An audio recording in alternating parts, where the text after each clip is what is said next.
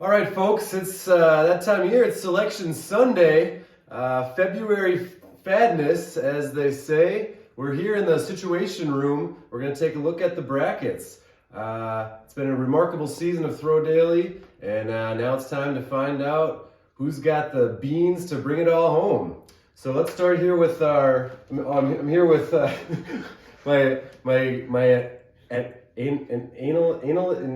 I never forget the analyst. Analyst. That's me. Yep. My analyst, Tony, and we're gonna break it down for you. So let's first take a look here at the one seed in the lower bracket. It's the Trainwrecks. You know, I heard Bobby and Riley. I said who? You know, because the who? Yeah, like they're gonna be there. Baba O'Reilly. It's like a Baba O'Reilly. Oh. Like, you know, people think that song's called Teenage Wasteland, but that's just the chorus. It's Bobby. Quite the dad joke there. Bobby Riley. Anyway. We got Trainwrecks versus DeKalb Corn. That's going to be the early game at 5:30. No, DeKalb Corn has had a tough season, but anybody can get hot this time of year. What do you think? Yeah, you know, they're really going to be chucking some bags out there. Yeah, John Chuck. All right, and over here in the 2 and the 3 matchup, we've got the Corn Dogs and the Fun Bags. Fun fact about this game, Tim has so kindly agreed that if the Corn Dogs take home the victory in this one, it's Corn Dogs for everyone in attendance. I don't think we have Corn Dogs.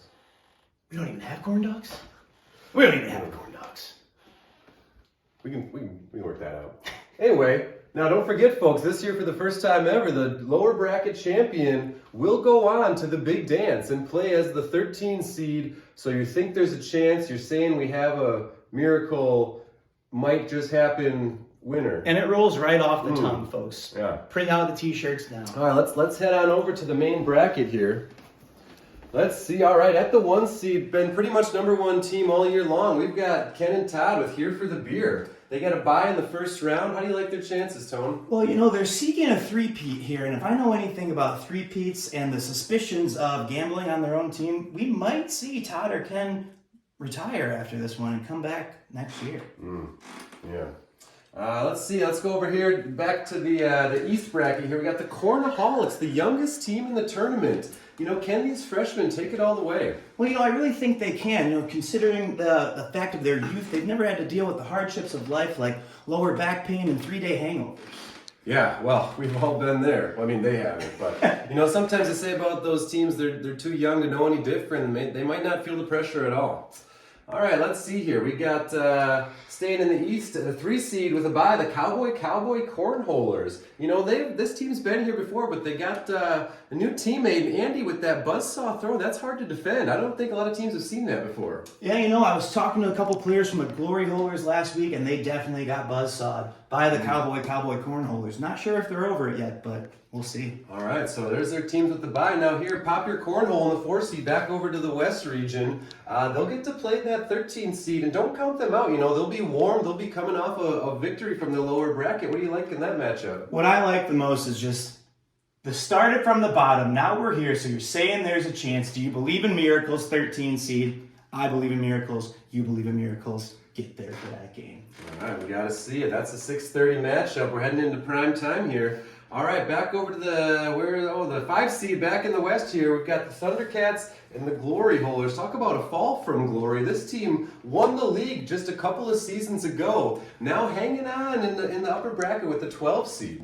Yeah, you know, the Glory Holders, they barely skated by. They're looking to, rekindle the relationship. The honeymoon phase is over. They're going to be trying out some new throwing positions this week, so we'll see how that works out for them. All right, let's see. We'll find the next matchup here. 6 seed versus 11. Beanie Houdinis versus Shake and Bake. Who do you like in that one, Tony? Well, you know, I was a big fan of Ricky Bobby and his great saying, if you ain't first, you're last. Shake and Bake, going to be looking to pull off the upset. I like Shake and Bake in that one. All right, I like it. All right, and Hi, Tony. you're Tony biased, aren't you? No bias for me.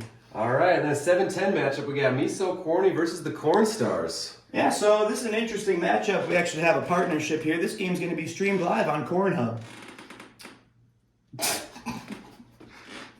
Yes, it will.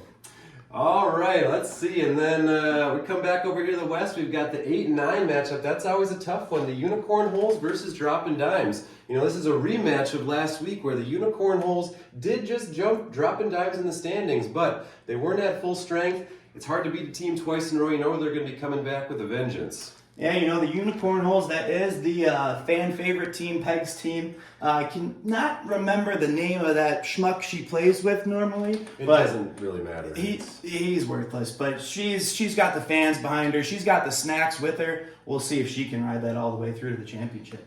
So there you go, folks. There's your bracket, the West and the East region. Ultimately ending in the Throw Daily champion. It's time to make a prediction. Who do you like here? Well, you know, as I said earlier, I'm completely unbiased, but for some reason, I think the Glory Holers are really going to stick it through and, you know, make their way into that championship game, and then anything can happen.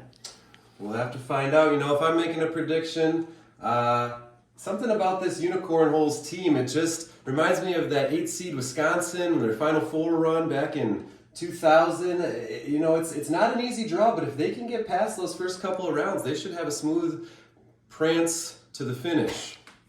All right, that's going to do it. I just want to thank our sponsor, the best beer in town. It's Bud Light Seltzer. Folks, if you haven't had one of those, you haven't had a beer. Yeah. I don't know where you get your beer around this town, but when I drink Bud Light Seltzer. Cheers to that.